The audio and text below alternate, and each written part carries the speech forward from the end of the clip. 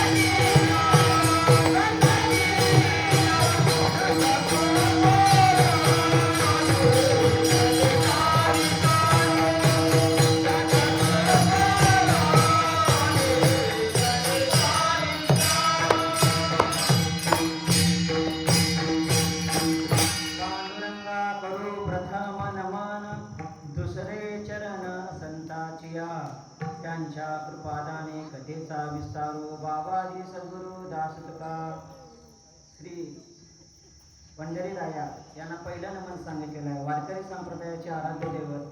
कुठल्याही कीर्तन सेवा प्रारंभ करण्यापूर्वी आपण पांडुरंगाला नमन सांगितलेलं आहे. त्याच्यानंतर दुसरे चरण संतांची प्रथम जे आहे नमस्कार ते पांडुरंगाला, नंतर जे नमस्कार सांगितलेला आहे तो संतांना सांगितलेला आहे. तर कोणत्याही कार्याला सुरुवात करण्यापूर्वी आपण श्री गणेशाचं नमन करतो. ओम नमोची आद्या वेद प्रतिपाद्या जय जय सुसवेद्या आत्मरूपा देवा तुझी गणेश. गणेश कोण आहे? पांडुरंगच आहे. सकलमती प्रकाशू म्हणे निवृत्तीदासू अवधारी जोजी. पहिलं नमन श्री पांडुरंगाला करून दुसरं नमन आहे ते संतांना सांगितलं. ओम नमो नारायण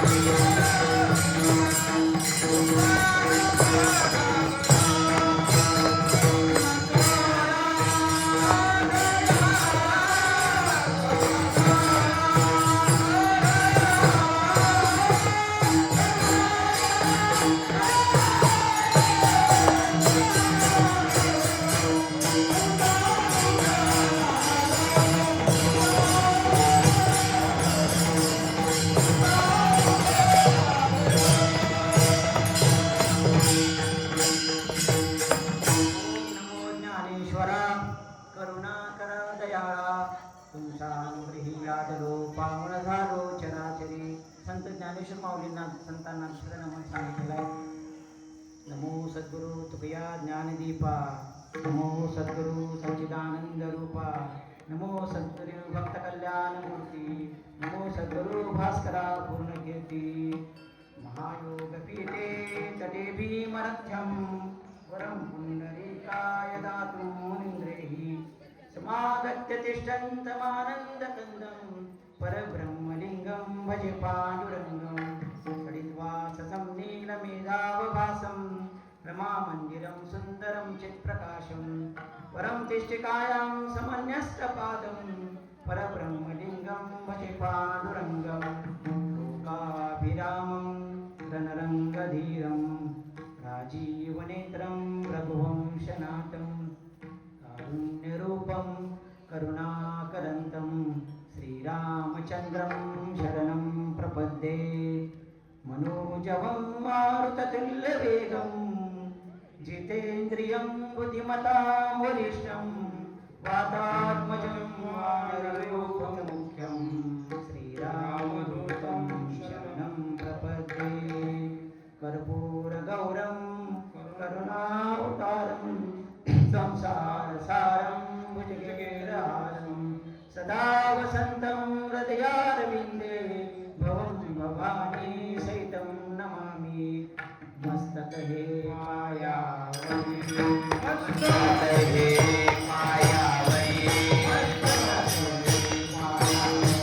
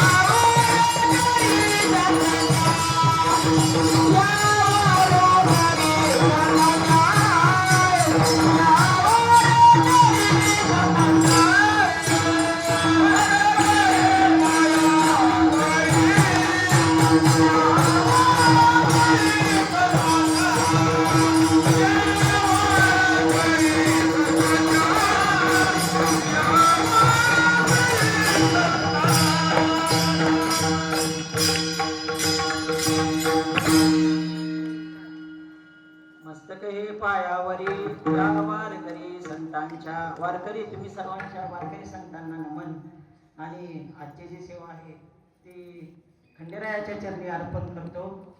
कारण आपल्या वाटेमरे गावचं स्वयंभू आराध्य दैवत ग्रामदैवत ते खंडेराय आहे.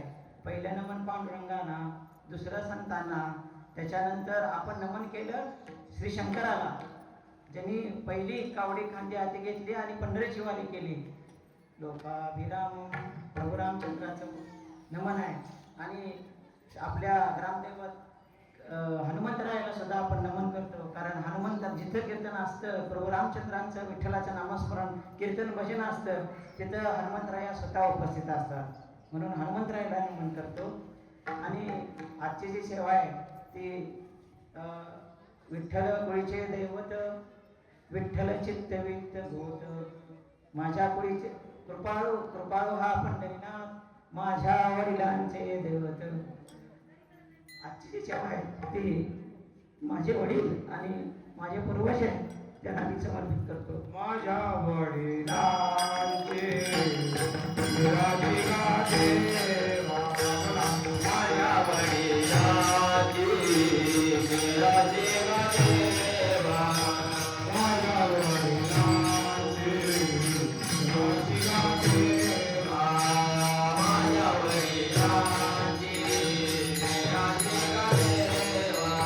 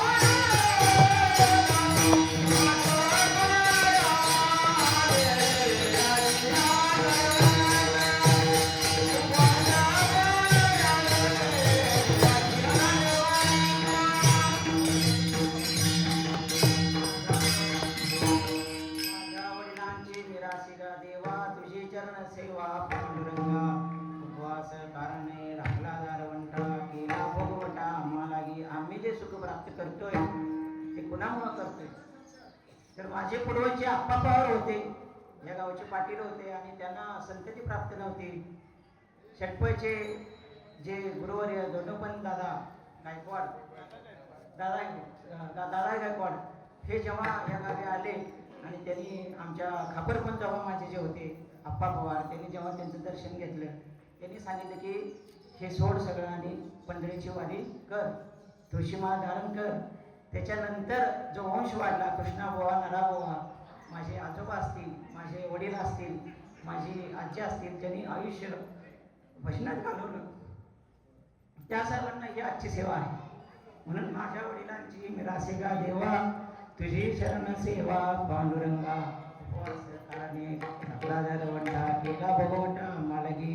लहानपणापासून जिथं माझी हे जे तुम्ही दिसते हे माझी लहानपणीपासून शाळा 4थीपर्यंत झालेली आहे. संपूर्ण लहानपण भजन कीर्तनात गेलं आणि माझ्या लहानपणी माझ्या घरी जे आपल्या गावचे बरेच वयस्कर लोक जे भजनाला यायचे, आता ते हयात नाही आहेत. त्याच्यामध्ये दिगंबर फडतडे असतील, विठू माऊली असतील पाटलांच्या वाड्यातले, दत्तबुवा आणि आपले उद्धवबुवा असतील, ज्यांनी आम्हाला भजन शिकवलं. हे सर्व मंडळी आता नाही आहेत, पण त्यांच्यामुळं आमच्या स्मरणात भजन राहिलं आणि आम्ही भजन शिकलो. तर या सर्वांना खंडेरायांना आजची जी सेवा आहे ती समर्पित करून आजच्या सेवेला प्रारंभ करूया. तुटे भवरोग संचित करिमान भोग, ऐसे विठोबाचे नाम उच्चारिता खंडे जन्म. बसो न शके पाप, बसो न शके पाप, जाय त्रिविध तो ताप. ऐसे विठोबाचे नाम उच्चारिता खंडे जन्म. तुका म्हणे माया, तुका म्हणे माया, होय दासी लागे पाया. ऐसे विठोबाचे नाम उच्चारिता खंडे जन्म. विठ्ठल विठ्ठल.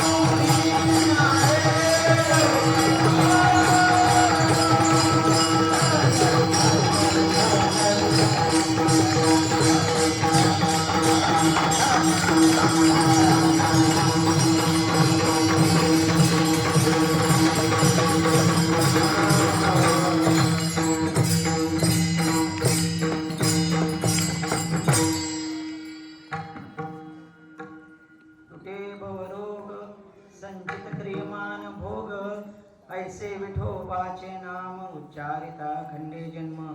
बसो न सके पाप, जाय त्रिविध तो ताप. ऐसे विठोबाचे नाम उच्चारिता खंडे जन्म. तुका म्हणे माया, तुका म्हणे माया, होय दासी लागे पाया. ऐसे विठोबाचे नाम उच्चारिता खंडे जन्म. आजची जी कीर्तन सेवा आहे ती अखंड हरिनाम सप्ताह, ज्ञानेश्वरी पारायण सोहळा आणि संत तुकाराम महाराजांचे गाथा पारायण सोहळा वाटंबरे आपल्या गावातील, मला वाटतं हे 35-36 वर्ष झाली सेवा चालू आहे आपल्या इथं. अखंड सोहळा चालू आहे. त्या सोहळ्याची आजच्या नृसिंह जयंतीला सुरुवात होते आणि आजच्या 4थ्या दिवसाची सेवा ही मला आलेली आहे, वाटेला आलेली आहे माझ्या. तर ही सेवा दिल्याबद्दल मी सगळ्या नौकऱ्यांचं आणि पहिली सेवा असल्यामुळं त्यांचे मी आभार मानतो आणि आजच्या सेवेला आपण प्रारंभ करूया. तुझे भवरोग आजचा जो अभंग आहे कीर्तन सेवेकरता घेतलेला अभंग आहे, या अभंगामध्ये संत तुकाराम महाराज जगद्वंद्य जगद्गुरु संत तुकाराम महाराज हे विठ्ठल नामाचे महात्म्य या अभंगातून आपल्याला सांगतात. विठ्ठल विठ्ठल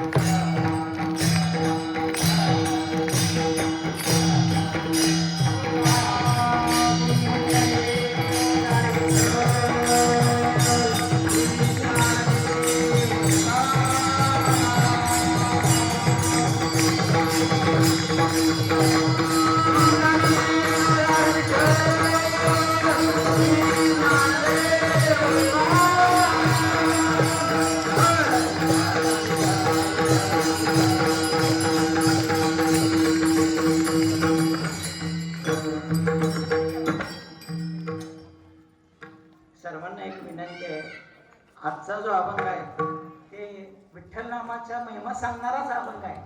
त्याच्यामुळं सर्वांनी जेव्हा विठ्ठल भजन चालू होईल टाळकऱ्यांनी टाळ वाजवायचे आहेत आणि बसलेल्या सर्वांनी हात वर करून टाळे वाजवून विठ्ठल नामस्मरणाचा जप करायचा आहे, मोठ्यानं नामघोष करायचा आहे. आणि जेथे असे कीर्तनाची सेवा जिथं कीर्तनाची सेवा आहे तिथं पांडुरंग परमात्मा तुमच्या समोर उभा आहे.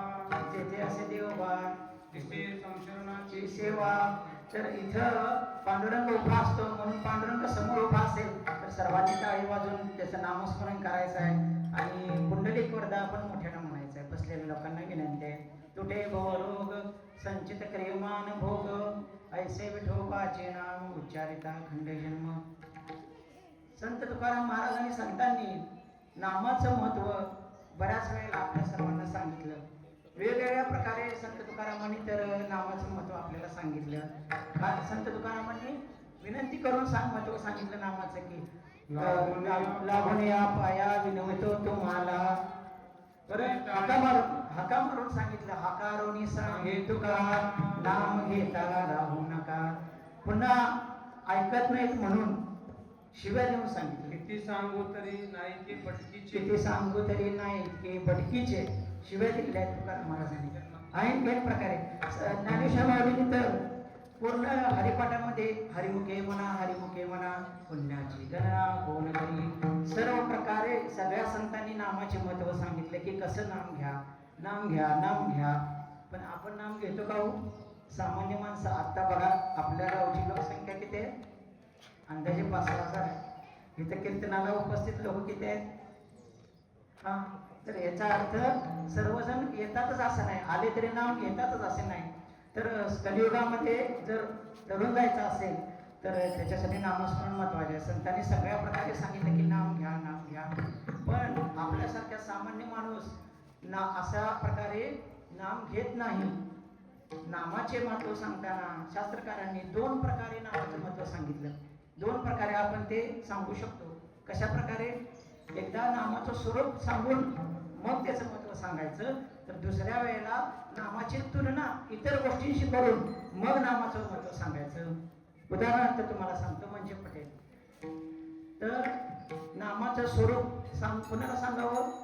जे अधिकारी आहेत, जे ज्ञानी आहेत त्यांना नामाचं स्वरूप सांगून कळतं. हरिपाठामध्ये माऊलींनी सांगितलं नाही, एक तत्व नाम दृढधरी म्हणा हरिसे करुणा येईल. एक तत्व नाम, एकच तत्व आहे. आणि तुलनात्मक सांगायचं झालं तर आपल्यासारख्या सामान्य लोकांना तुलनात्मक नाम सांगितल्यानंतर पडतं. जसं की एखाद्या नामाची तुलना इतर गोष्टींबरोबर केली तर ते आपल्याला पडतं. गगनाहुनी वाढ नाम आहे, गगनापेक्षा वाढ आहे. अमृताहुनी गोड नाम तुझे देवा, अमृतापेक्षा गोड आहे. तुलना केली, अमृताशी तुलना केली.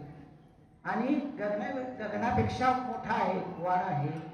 आणि स्वरूपाचं वर्णन करणं तर आपल्याला ते समजत नाही. एक तत्व दृढधरी म्हणा, एक तत्व आहे.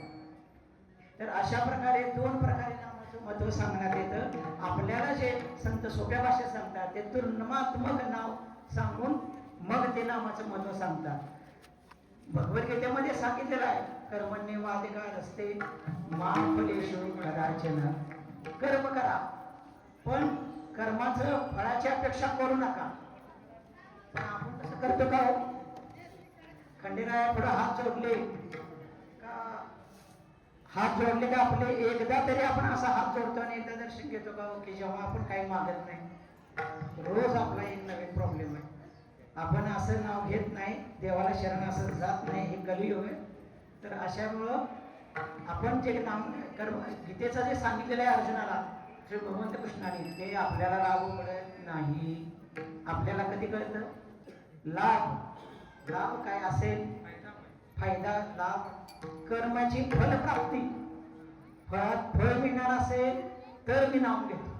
म्हणून संतांनी हा उपाय केलेला आहे. संतांनी काय सांगितलं? आधी नाव घ्या, त्याच्याबरोबर त्याची फळ सांगितलेली आहे. तर संत तुकारामांनी ह्या अभंगामध्ये 6 प्रकारची फळं सांगितलेली आहेत.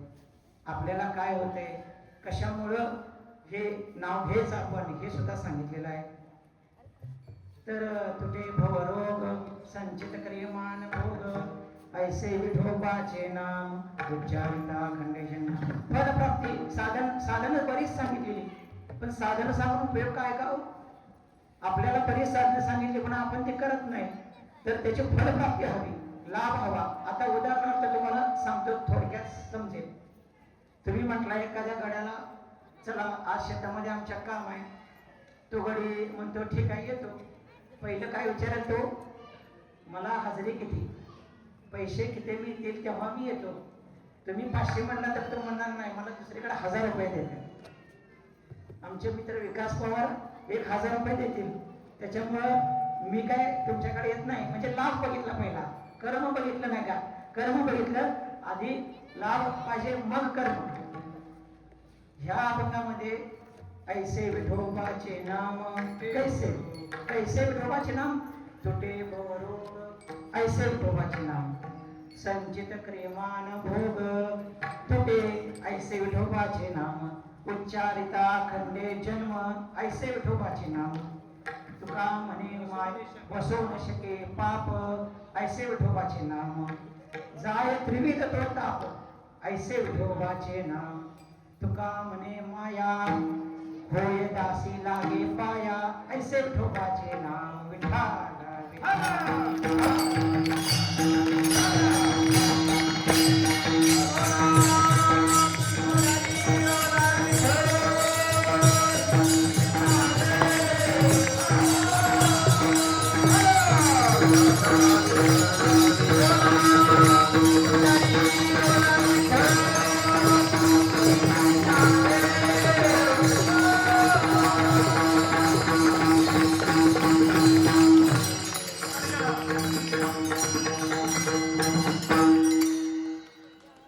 नामाची फलप्राप्ती सांगितलेली आहे. ऐसे विठोबाचे नाम कैसे, हे आपण बघितलं. 6 प्रकारचे लाभ ह्या अभंगामध्ये संत तुकारामांनी आपल्याला सांगितलेले आहे. लाभ, नामस्मरणाचा लाभ मिळतो, पण काय मिळतो? सर्वच लाभ मिळतात, पण मोक्ष प्राप्ती सुद्धा मिळते. मोक्ष प्राप्ती तर मिळतेच, पण मोक्ष जर प्राप्ती मिळत असेल तर अलीकडचे सर्व सुख आपल्याला मिळतात, असं तुकारामांनी ह्या अभंगामध्ये सांगितलेलं आहे.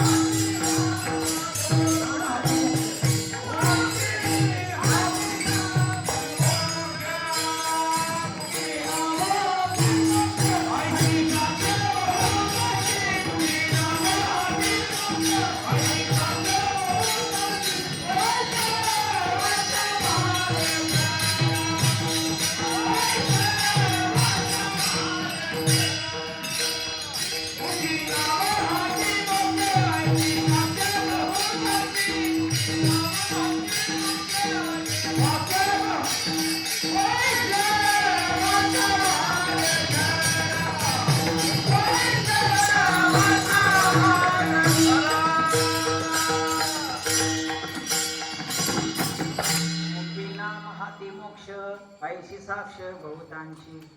मुखामध्ये नाम घेतलं तरी हातामध्ये मोक्ष मिळतो, तात्काळ मोक्ष मिळतो. नामस्मरणाने तात्काळ मोक्ष मिळतो, ताबडतोब मोक्ष मिळतो. मोक्षाच्या संदर्भात विचार केला तर शास्त्रकारांनी मोक्षाचे 2 अंग सांगितलेले आहेत. मोक्षाचे 2 अंग सांगितलेले आहेत. एक आहे दुःख निवृत्ती आणि दुसरं आहे सुखप्राप्ती. दुःख निवृत्ती म्हणजेच अनिष्टची निवृत्ती आणि दुसरा भाग आहे तो इष्टप्राप्ती. अनिष्टाची निवृत्ती म्हणजेच दुःख निवृत्ती आहे आणि इष्ट निवृत्ती म्हणजेच परब्रह्म परमात्मा प्राप्ती आहे.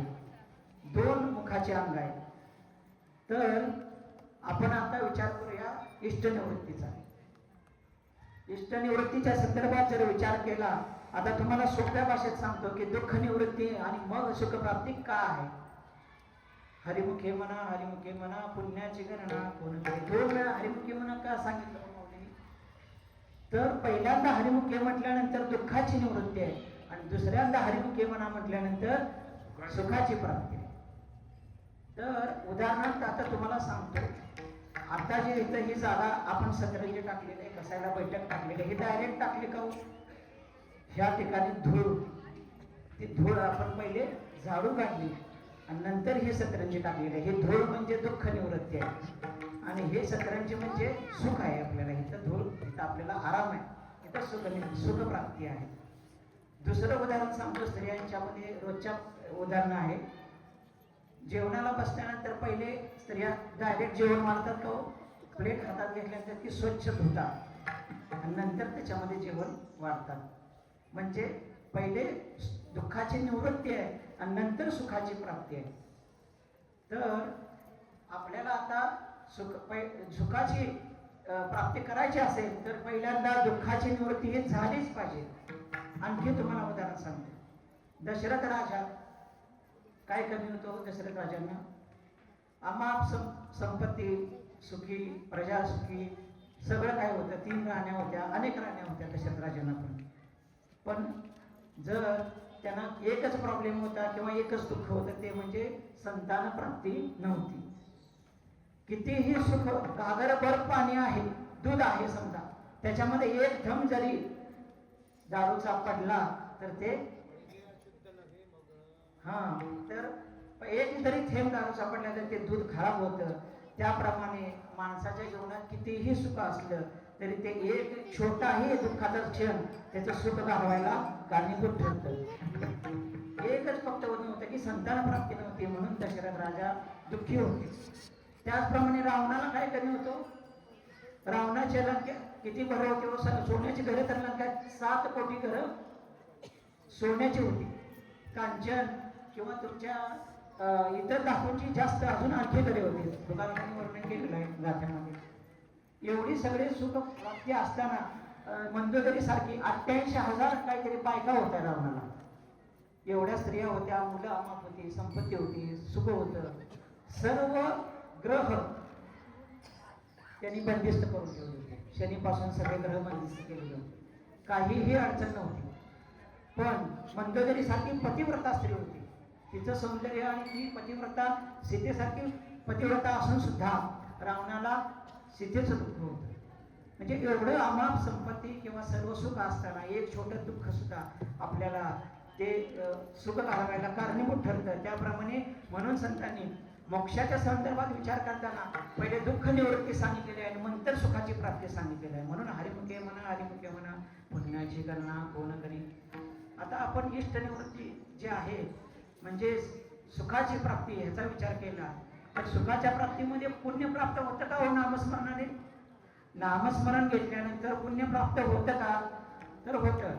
हरिमुखे म्हणा पुण्याची गणना कोण करी. अमाप पुण्य जमा होतं, अमाप पुण्य मिळतं. नंतर नाम घेतला असता आपल्याला स्वर्ग सुख मिळतं का? हो, किंवा सुख मिळतं का? मिळतं. विठ्ठल विठ्ठल म्हणा वेळोवेळा, हा सुख सोहळा स्वर्गी नाही. स्वर्गामध्ये नाही तो सुख सोहळा इथं आहे. विठ्ठल नामस्मरणांना परब्रह्म प्राप्ती होते का? हो, तर होते. सुख येतो घरा नारायण, ठाईच पैसोनी खरा एक चित्त, आवडी अनंत अनुभवा. घरी नारायण येतो. नारायण येतो म्हणजेच परब्रह्म प्राप्ती होते. वैकुंठ प्राप्ती होते का हो? नामस्मरणाने वैकुंठाची प्राप्ती होते का? तर होते. त्याच विठ्ठल विठ्ठल म्हणावे त्याच्या त्याच अभंगामध्ये मार्ग हा प्रांजळ वैकुंठीचा, कृष्ण विष्णू हरी गोविंद गोपाळ, मार्ग हा प्रांजळ वैकुंठीचा. वैकुंठ प्राप्ती सुद्धा होते. कुठलंही सुख आपल्याला मिळतं तर मोक्ष प्राप्ती तर मिळतेच, पण त्याच्या आधीची सगळी सुख नामस्मरणाने आपल्याला प्राप्त होतात. म्हणून तुकाराम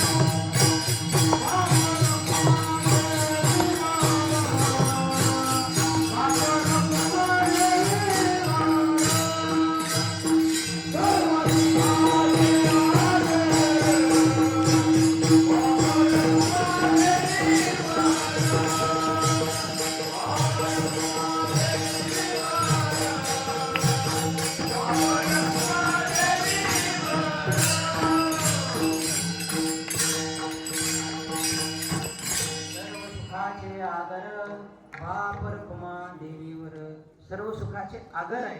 बाप रुक्मा देवीवर विठ्ठल आहे, पांडुरंग परमात्मा आहे, ते सर्व सुखाचे आगर आहे. तुटे भवरोग संचित क्रियमान भोग, ऐसे विठोबाचे नाम उच्चारिता खंडे जन्म. आपण आता मोक्षाच्या संदर्भामध्ये बोलत होतो, तर सुखाची प्राप्ती कशी होते हे आपण पहिल्यांदा पाहिलं. आता आहे दुःखाची निवृत्ती. दुःखाची निवृत्ती म्हणजे अनिष्टाची निवृत्ती आपल्याला बघायची आहे. तर या अभंगामध्ये संत तुकाराम महाराज 6 प्रकारच्या अनिष्टाची निवृत्ती सांगतात. तुटे भवरोग ही एका अनिष्टाची निवृत्ती आहे. संचित क्रियमान भोग हे दुसरं अनिष्ट झालं. ऐसे विठोबाचे नाम उच्चारिता खंडे जन्म, जन्म खंडून जातो किंवा जन्म मरण थांबतं, हे तिसरं झालं. वसो न शके पाप, जाय त्रिविध तो ताप, तुका म्हणे माया, होय दासी लागे पाया. 6 प्रकारच्या अनिष्टाची निवृत्ती या अभंगामध्ये सांगितलेलं आहे. प्रश्न 6 आहेत आणि उत्तर एकच आहे. ऐसे विठोबाचे नाम उच्चारिता खंडे जन्म. आता आपण पहिल्या अनिष्टाची निवृत्ती कशी करायची, म्हणजे भवतोटे भवरोग या संदर्भात आपण सांगणार आहे. भवरोग म्हणजे काय हो?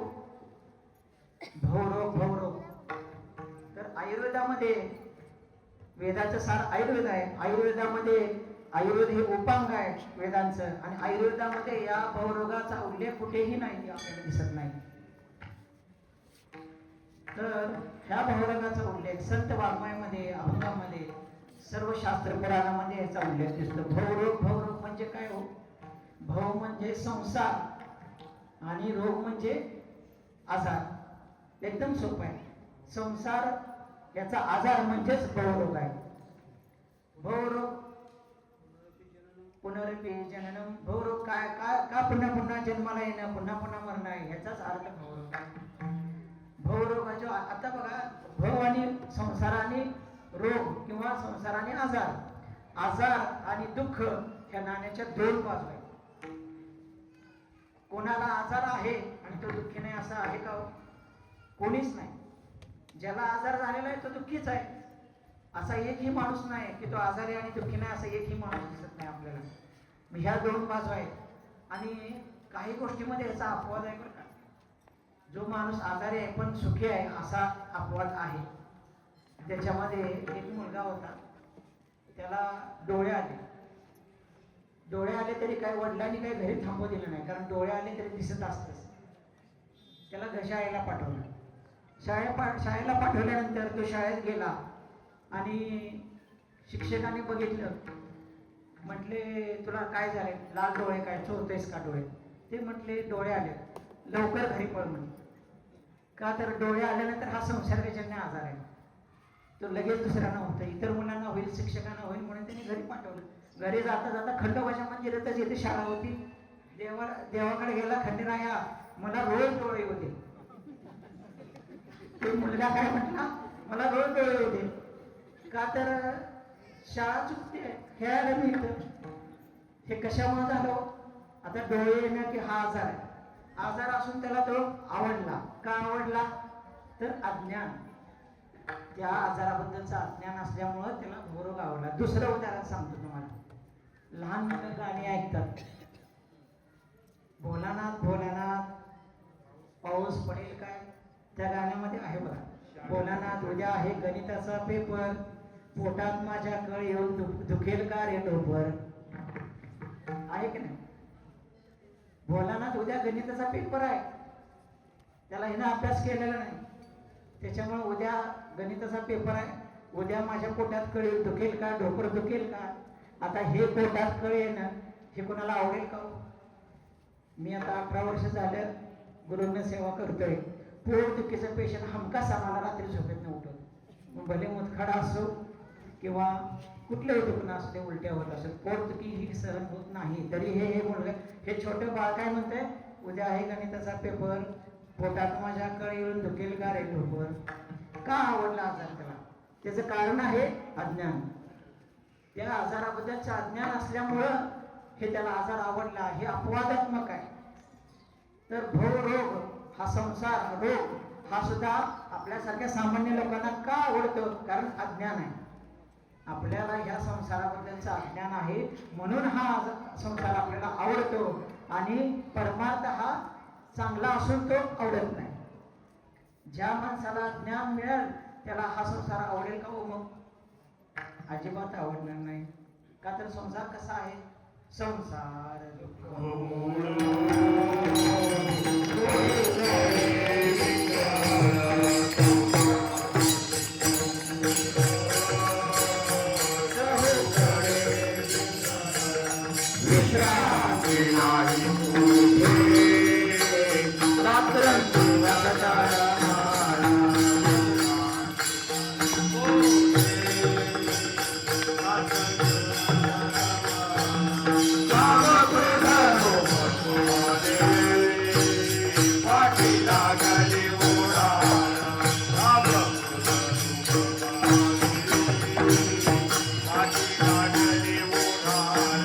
कवरामेश्वर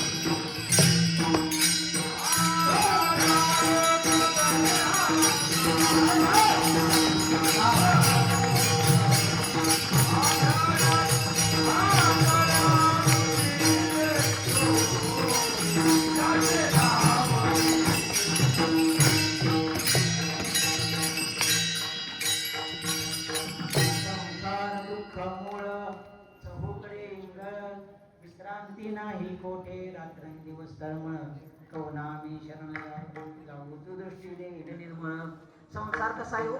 दुःखाचा आहे. किती दुःख आहे हे पण सांगितलेलं आहे. चहूकडे इंगळ विश्रांती नाही कोठे रात्रंदिवस तळमळ दुःख बांधवाडी आहे हा संसार सुखाचा विचार नाही कोठे. सुख संसारामध्ये सर्व दुःखच आहे.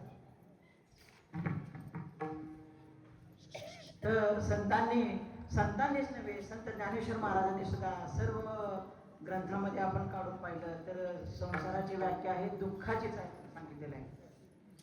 तर संसार हा दुःखाचा आहे. त्याच्यामुळं ह्या संसारामध्ये जन्माला आलो की सर्व दुःखच मिळतं. सुख पाहता जवा पाडे दुःख पर्वता एवढे. सुख थोडं आहे आणि दुःख जास्त आहे. म्हणून या भवरोगाची जर व्याख्या बघायची झाली, भवरोग म्हणजे काय आपल्याला समजलं. संसाराचा आजार म्हणजेच भवरोग आहे.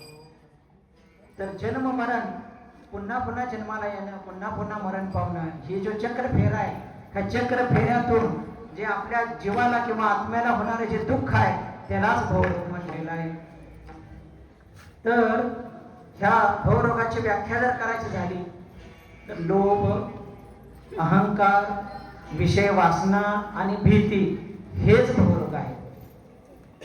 तर जीवाला ह्या संसार ह्या जन्ममृत्यूच्या फेऱ्यात अडकवून ठेवणारे हेच विषय आहे. विषय वासना लोभ अहंकार भीती ह्याच्यामुळे आशा हेच भवरोगाचे प्रकार आहे.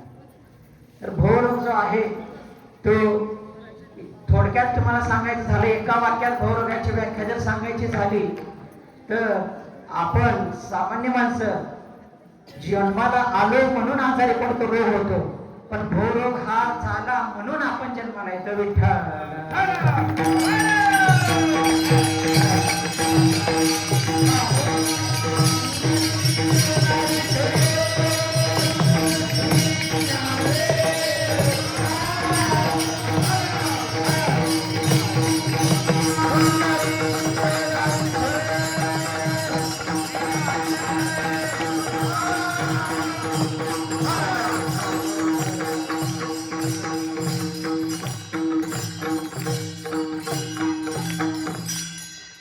भवरोग म्हणजे काय आपण पाहिलं.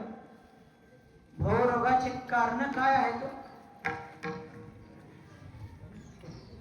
भवरोगाची कारण काय आहे तर आशा हे पहिलं भवरोगाचं कारण आहे. इच्छा हे एक भवरोगाचं कारण आहे. वासना हे एक भवरोगाचं कारण आहे. इच्छा अतिप्रमाणात इच्छा जर झाली म्हणजे चुकीची इच्छा भगवंताची प्राप्ती ही इच्छा वेगळी पण आपल्या इच्छा जरा वेगळ्याच आहेत.